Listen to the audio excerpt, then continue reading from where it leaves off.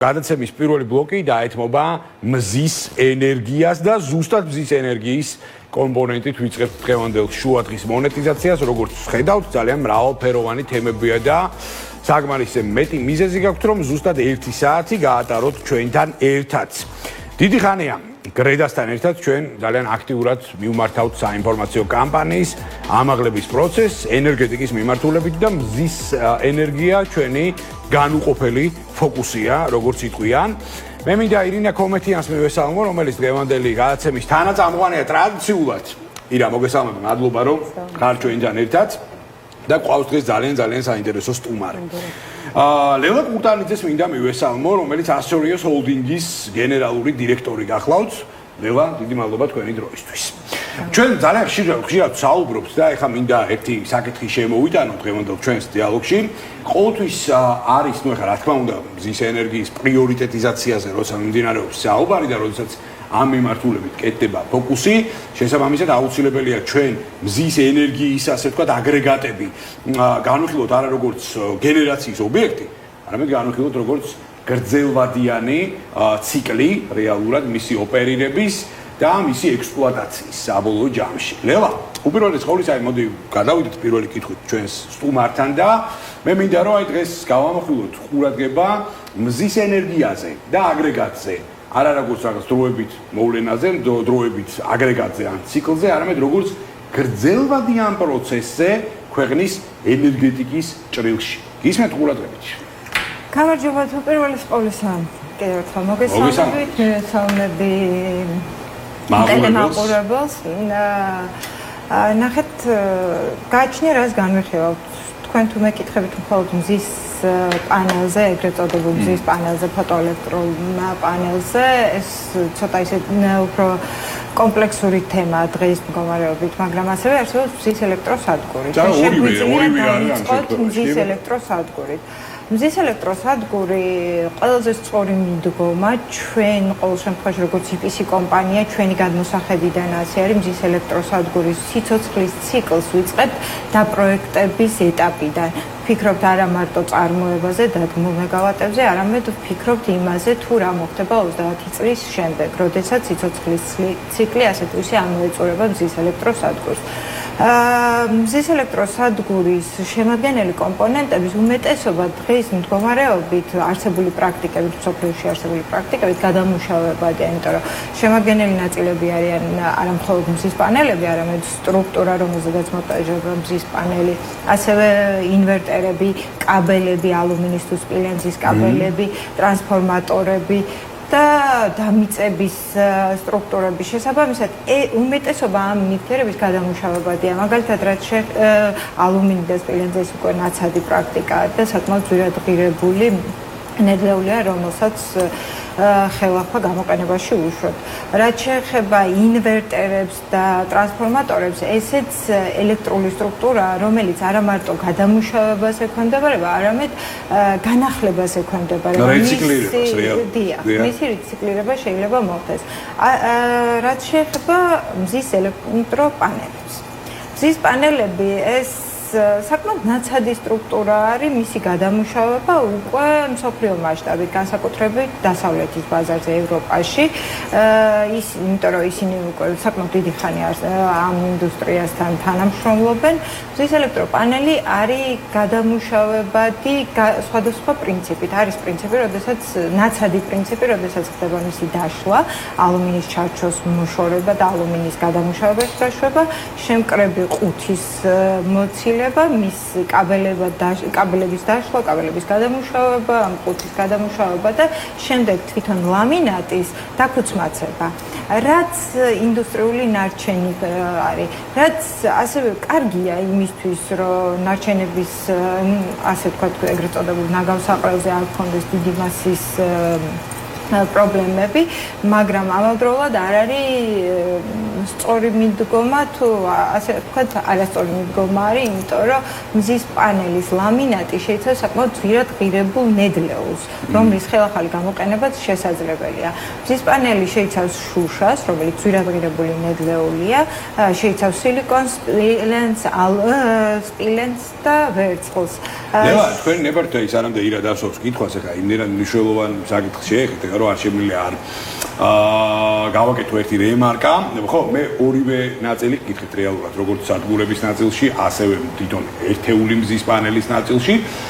საინტერესოა, ეხლა აი ბოლო პერიოდში გვაქვს ძალიან დიდი ტენდენციები მზის სისტემების იმპლემენტირების. აი მაგალითად ქვეყანაში გაჩნდა თუ არა პარალელურად კულტურა ან ყველაფრის რეციკლირების. იმიტომ რომ კიდევ ერთხელ ვამბობ, ანუ ეს არის ეკონომიკური საგანი. თქვენ სწორად აღნიშნეთ აბსოლუტურად, რომ ნებისმიერ შემთხვევაში ნედლეულს ჭირდება ამ შემთხვევაში სპეციფიური ნარჩენის კლასიფიცირება და მე როგორი გადამუშავება, ხო? რისკენ მივდივართ, ანუ აი ქვეყანაში არის შესაბამისი ინდუსტრიული ინფრასტრუქტურა, სადაც ხდება ამ ყველაფრის რეციკლირება, გადამუშავება და თქვენი თქმის არ იყოს ნაგავს აღრაზზე გატანა კი არა, რაც აბსოლუტურად არარელევანტური იქნებოდა, ხო? არამედ პირიქით მისთვის ახალი სიცოცხლის მიცემა და მისი ცირკულარულ ეკონომიკურ პოსტულადად ქცევა.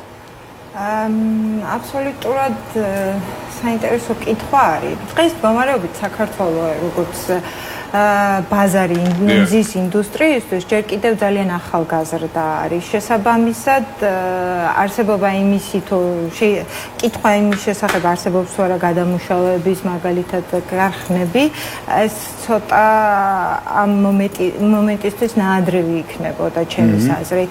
თუმცა საქართველოში უკვე გვაქვს ნარჩენების გადამუშავების კოდექსი, რომელიც თვითონ მზის ელექტროსადგურის შემადგენელ კომპონენტების უმრავლესობის გადამუშავებაში გვეხმარება და ავალდებულებს როგორც მწარმოებელს, როგორც შემომტანს, როგორც პატრონს, რაც ძალიან მნიშვნელოვანია. რაც შეეხება მზის პანელების გადამუშავებაზე, რო ვილაპარაკოთ დღეს, არა გვაქვს იმდენი რაოდენობის მზის პანელები დღეს მდგომარეობით, რომ ქარხანა იყოს საჭირო. თუმცა რატომაც არა. ამ კუთხით ქვეყანა მე ჩემის გადმოსახედით სწორი მიმართულებით მიდის, თუმცა საჭირო არის ასევე კიდევ ერთხელ გამახვილება ყურადღების იმ ESG მოთხოვნების შესახებ. აი ESG-ზე ცოტა მოგვიანებით გითხავთ. მადლობა ძალიან საინტერესო პასუხისთვის, ხო? ნუ აი ეგ არის რა რეალურად ერთ-ერთი მთავარი ფოკუსიც, რაც უნდა გავამახვილოთ ყურადღება. ირა, გისმენ? სანდრო, მოგესალმები, მე ვესალმები ჩვენს მაყურებელს, ჩვენს სტუმარს და ძალიან დიდი მადლობა ლევა, რომ გამონახეთ დრო და აუცილებლად უნდა აღვნიშნო ჩვენი ჩაცმულობის ფერის თანხwebdriver, რომელიც რა თქმა უნდა შეუთანხმებლად მოხდა და რა თქმა უნდა ძალიან ლოგიკურია, რომ ხო, მზის ენერგიაზე სასაუბროთ, მზის სფერებით მოვედით ორივე ერთად. კი ბატონო, ძალიან შესანიშნავად გამოიყურებით ორივენი. უბრალოდ მადლობა, რა თქმა უნდა. ძალიან დიდი მადლობა, ლელა, ძალიან საინტერესო კითხვა იყო. პასუხი კიდევ უფრო საინტერესო და მივდივართ იმ დასკვნამდე, რომ რეალურად მთელი მზის პროექტის ინფრასტრუქტურა არის არა ნარჩენი, არამედ რესურსი, რომელიც შემდეგ შეგვიძლია გამოვიყენოთ და ეს ძალიან მნიშვნელოვანია. თუმცა როგორც თქვენ აღნიშნეთ, ძალიან მნიშვნელოვანია პარალელურად ის, რომ ESG მიმართულებებს ძალიან დიდი ყურადღება მიექცეს მთელ ამ პროცესში, იმიტომ რომ დღეს სუფთა ენერგიის წარმოება არ არის მხოლოდ რაღაცა რამდენი სიმძლავრის გამომიმუშავებთ, ხომ ასე ძალიან მნიშვნელოვანია სხვა ძალიან ბევრი კომპონენტი, რომლებიც მთელს ამ სრულ სასიცოცხლო ციკლს პროექტისას, ხო, აქცევს როგორც თქვათ, აი ეკოსისტემად, რომელიც ძალიან პასუხისმგებლიან, ასე ვთქვათ, მთელ მმართველობას მოიცავს მთელი წლების განმავლობაში, ხო? ასტორიაში როგორც ერთ-ერთი პასუხისმგებლიანი კომპანია, მე დარწმუნებული ვარ, რომ ამ ყველაფერს ძალიან დიდ მნიშვნელობას ანიჭებს თავისი მომწოდებლიდან დაწყებული პროექტის აი ამ ბოლო ციკლამდე. თუ შეიძლება ლელა თქვენი მოსაზრება რომ მოვისმინოთ ამ საკითხთან დაკავშირებით და კიდევ ერთხელ ძალიან დიდი მადლობა და მოგახსენოთ იმისთვის რომ დღეს ჩვენთან ერთად ხართ. დიდი მადლობა. პირიქით, ჩემთვის დიდი პატივია. და საინტერესოა გავცეთ პასუხები ისეთ კითხვებს, რომელიც საზოგადოებას განსაკუთრებით ბოლო პერიოდში უჩნდება. ნახეთ, ჩვენი გადმოსახედიდან მზის ელექტროსადგური არ არის ენერგიის გენერაციის წყარო მხოლოდ. ეს არის რესურსის ბანკი. მზის ელექტროსადგურის როგორც მზის პანელების მწარმოებელი, ასევე საინჟინრო სამონტაჟო კომპანია, როგორც ექსპლუატაციის და მართვის კომპანია, ჩვენთვის განსაკუთრებულად მნიშვნელოვანია ყურადღების მიქცევა ზუსტად აი მოწოდების ჯაჭვზე. წარმოების პროცესში ჩვენთვის განსაკუთრებულად მნიშვნელოვანია არა მხოლოდ გარემოზე ზემოქმედება, ESG ხალხს საზოგადოებას მიაჩნია არის მხოლოდ გარემოზე ზემოქმედება, როდესაც ის არის environmental, social and management, ხო, ის თვალისწინებს საზოგადოებას, ის თვალისწინებს მართვას. ჩვენთვის არა მხოლოდ გარემოზე ზემოქმედება მნიშვნელოვანი, ასევე მნიშვნელოვანია ის ადამიანების ეთიკა, კომპანიების ეთიკური მუშაობის პრინციპები. შესაბამისად, როდესაც ნედლეულის, თუნდაც მზის პანელის წარმოებისთვის ნედლეულის მომწოდებლებს ვარჩევთ, განსაკუთრებულ due diligence გავდივართ ამ შემთხვევაში, იმ კუთხით თუ რა სამუშაო გარემო არსებობს ორგანიზაციაში. არა მხოლოდ რა გავლენას ახდენს ის გარემოზე, რადგან გარემოზე ზეგავლენა ასე თუ ისე უკვე ძალიან აქტუალურია და უმეტესი მწარმოებელი ამას ითვალისწინებს. თუმცა სამუშაო პირობები განსხვავებული არის, რაც ასე ვთქვათ, ყველა მსხვილი ორგანიზაციისთვის ძალიან ყურად სარგები არის. ეს მხოლოდ წარმოებაში არ აისახება მზის პანელის, ეს აისახება ასევე მზის ელექტროსადგურის მონტაჟის პროცესშიც. ის კომპონენტები, ჩვენ ახლა რა თქმა უნდა ყველა კომპონენტს არ ვაწარმოებთ და არის კომპონენტები, რომელიც უნდა მივიღოთ სხვადასხვა მომწოდებლისგან, სხვადასხვა მწარმოებლისგან. ამ დროსაც განსაკუთრებული შერჩევა ხდება მომწოდებლის.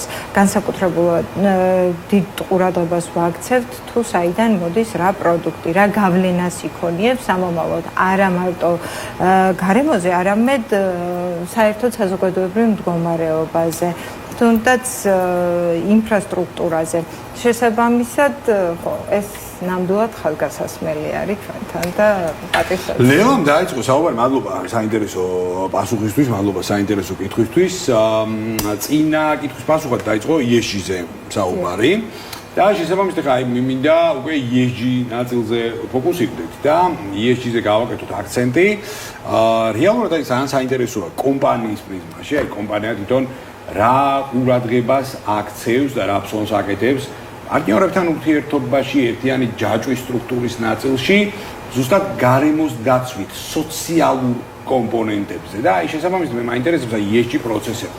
როგორ არის ინტეგრირებული თქვენ საოპერაციო საქმეში? იმიტომ რომ ჩვენ მოგვეხსენება ახლა ბოლო პერიოდში ირა დამეთანხმები, რომ აი ბოლო წლების განმავლობაში, წლები ცოტა ის თქმა მაგალითად ნათქვამია, ხო, ბოლო პერიოდის განმავლობაში, თუნდაც იგივე ფინანსურმა ინსტიტუციებმაც განსაკუთრებული ყურადღება მიაქციეს ზუსტად ისეთი ენერგეტიკის სექტორში ჩართულ კომპანიებს, რომლებსაც ზუსტად ESG ინტეგრალი აქვს ძალიან მაღალი დოზით გავლებული თავის საოპერაციო საქმიანობაში. მასსა და მე, როგორია თქვენი მდგრადი, ეკომეგობრული და გარემოზე ზემოქმედების კუთხით არსებული ნორმატივი, რომელსაც ESG მიმართულება აერთიანებს. Environmental Social Governance, როგორც იტყვია. ძალიან ნახეთ, ალბათ მომიწევს ისევ და ისევ გამოვარდე ამ კითხვაზე წინა პასუხიდან. ზუსტად ეს არის. ჩვენთვის ESG არ არის მხოლოდ გარემოზე ზეგავლენა, ESG იმართება სრული ციკლით და შესაბამისად წარმოების პროცესში ნედლეულის მომწოდებელი სრული ჯაჭვის გამოკვლევა, შესწავლა და სრულფასოვანი due diligence, რომელსაც ასევე საერთაშორისო საფინანსო ინსტიტუტებიც ახორციელებენ და იმ შემთხვევაში, როდესაც ჩვენ გვიწევს საერთაშორისო საფინანსო ინსტიტუციებთან მუშაობა, ჩვენ ყოველთვის გავდივართ ამ პროცესში. შესაბამისად, გარკვეულწილად შემიძლია ვთქვა, რომც არ გვინდოდეს, ჩვენ ყოველთვის მზად უნდა ვიყოთ, იმიტომ რომ ჩვენ არ შემოვიფარგლებით კერძო პროექტებით. ჩვენი პროექტები არის დაფინანსებული სხვადასხვა მსხვილი ბანკების მიერ, EBRD, ADB და შესაბამისად ჩვენ ეს პროცესები ყოველ პროექტზე უნდა გავიაროთ. ამიტომ ეს დოკუმენტაცია, ეს კვლევა და შესწავლა ყველა მომწოდებლის აბსოლუტურად აუცილებელია და მანდატორული ნაწილი არის ჩვენი მუშაობის პროცესის. რაც შეეხება შემდეგ უკვე მზის ელექტროსადგურშიც იგივეა, იმიტომ რომ მზის ელექტროსადგურიც ხო ფინანსდება, არა მარტო მზის პანელს ხო არა ფინანსებენ. ანუ პროცესი რეპლიკირებული არის შემდეგში. უბრალოდ ცოტა სხვა მასშტაბებით. და რაც შეეხება გარემოზე ზეგავლენა, ახლა რო ვილაპარაკოთ ნებისმიერი რამე, რაც არ უნდა მწვანე იყოს, რაც არ უნდა სუფთა იყოს ეკოლოგიურად, გარემოზე ზეგავლენას ახდენს რაღაც პროცესში, ხო? ასევე მზის ელექტროსადგური ისიც ახდენს გარემოზე ზეგავლენას დარწმუნებით მისი წარმოების პროცესში, როდესაც ჩვენ ვაწარმოეთ ის აპარატურა, რომელიც გვჭირდებოდა მზის ელექტროსადგურის შესაქმნელად. თუმცა მზის ელექტროსადგურის მიერ დაზოგილი დაბინძურება, გამონაბოლქვი უკვე სუბსიდირებას ახდენს ამ ყველაფრის და ბევრჯერ აღემატება. შესაბამისად, სადღაც გვიწევს რაღაც დათმობაზე წასვლა, რაღაც არ აქვს სწორი გავლენების მოქმედება, მაგრამ ამის ანაზღაურებასაც ვახორციელებთ. მადლობა, ძალიან საინტერესო პასუხისთვის. ბირა, ბრძანე. მე აუცილებლად უნდა დავეთანხმო ლეილას, რადგან სწორედ ასეთი მიდგომები ქმნის მდგრად და წარმატებულ პროექტებს და შესაბამისად უკვე წარმატებულ და მდგრად ენერგეტიკას ჩვენს ქვეყანაში, ხო? ლეილა, თქვენ ახსენეთ, რომ დღეს ჩვენ რეალურად არ გვაქვს იმის საჭიროება, რომ ასე ვთქვათ, ქარხანა არსებობდეს ნარჩენების გადამუშავების, რომელიც მზის ენერგოსისტემის სასიცოცხლო ციკლის დასრულების შემდეგ გულისხმობს მათ კომპონენტების გადამუშავებას. მაგრამ დღეს გვაქვს საკმაოდ მზარდი განვითარება, ხო, მზის ენერგეტიკაში და რა იქნება დაუშვათ 20 წლის შემდეგ? რა გამოწვევის წინაშე შეიძლება დავდგეთ? ეს კითხვა ძალიან ხშირად ისმის, რა თქმა უნდა ეს კითხვა მე ამ წუთას არ დამბადებია ცხადემთ, რომ ჩვენ გვესმის ძალიან ხშირად, რომ აი რა ბედიელის შემდეგ უკვე აი მზის პანელს, მზის სადგურს, მაგრამ სოფლიო პრაქტიკა გასაგებია, ვიცით ჩვენ ეს ყველაფერი და გადასარევად არის საწყობილი, მაგრამ ჩვენ რა გამოწვევის წინაშე დავდგებით დაახლოებით 15-20 წლის შემდეგ. როგორ ფიქრობთ? ძალიან ლეგიტიმური კითხვა არის და ძალიან სასიამოვნოა, როდესაც მესმის ეს კითხვა ეხლა. მაშინ, როდესაც ჯერ კიდევ ჩვენ ეხლა ვაბიჯებთ ინდუსტრიაში, ნელი ნაბიჯებით შევდივართ და ჯერ კიდევ ძალიან დიდი დრო გვაქვს იმისთვის, რომ მობილიზდეთ და განვახორციელოთ ზუსტად ის რეფორმები, რაც საჭიროა, რომ 15 წლის შემდეგ თუ 20 წლის შემდეგ ეს კითხვები აღარ იყოს და პასუხები გქონდეს. მიუხედავად ჯერ კიდევ არსებული სიცარიელების, საქართველოს საკმაოდ პროგრესულად მიდის ნარჩენების გადამუშავების კუთხით. უკვე რამდენი ხანია შემუშავებული გვაქვს ნარჩენების გადამუშავების კოდექსი, რომელსაც ექვემდებარება აკუმულატორების, ბატარეების, საბურავების, ზეთების და ასეთი ნარჩენების გადამუშავება. ჩვენ შეგვიძლია ამასთან უკვე ინტეგრაციაში შევიყვანოთ ეს სხვა პროდუქტების განსაკუთრებით ჩვენს მიერ აშენებულ მზის ელექტროსადგურების პროდუქტები. თუმცა ამ ყველაფრის სწორი განხორციელება რომ მოხდეს, აუცილებელია დოკუმენტირება. სწორი დოკუმენტირება იმ მასალების, იმ კომპონენტების, რომელიც ქვეყანაში შემოვიდა, დოკუმენტირება იმ პროდუქტის, იმ კომპონენტის, რომელიც თვით მზის ელექტროსადგურზე გამოყენებული იქნა, დოკუმენტირება ეს ბილდ ნახაზების, საბოლოო ნახაზების, თუ როგორ არის ეს მზის ელექტროსადგური დადგმული. განსაკუთრებით მნიშვნელოვანია, ნახეთ, იმისთვის, რომ გადამუშავება მოხდეს, აუცილებელია სწორად დაშლა მზის ელექტროსადგურის. რომ დავშალოთ სწორად მზის ელექტროსადგური, ამისთვის საჭიროა გქონდეს სწორი ნახაზები და სწორი აღქმა თუ რას ვაკეთებ. ამიტომ კაბელების ნუმერაცია, ამიტომ საჭირო არის დამიწების სწორი ნახაზის ქონა, საჭირო არის სწორად დანომრილი ინვერტერები და ასე შემდეგ. ძალიან ბევრი რამე არის. ამიტომ ნახეთ რა არის ყველაზე მნიშვნელოვანი. ჩვენ ამ ყველაფერზე შეგვიძლია დავიწყოთ დღეს მუშაობა, სახელმწიფოს კანონის კუთხით შეუძლია იმუშაოს, კერძო სექტორმა განსაკუთრებით მნიშვნელოვანი მუშაობა უნდა დაიწყოს, იმიტომ რომ კერძო სექტორი დღეს არ უნდა იყოს მარტო ორიენტირებული იაფად დადგმულ მზის ელექტროსადგურზე.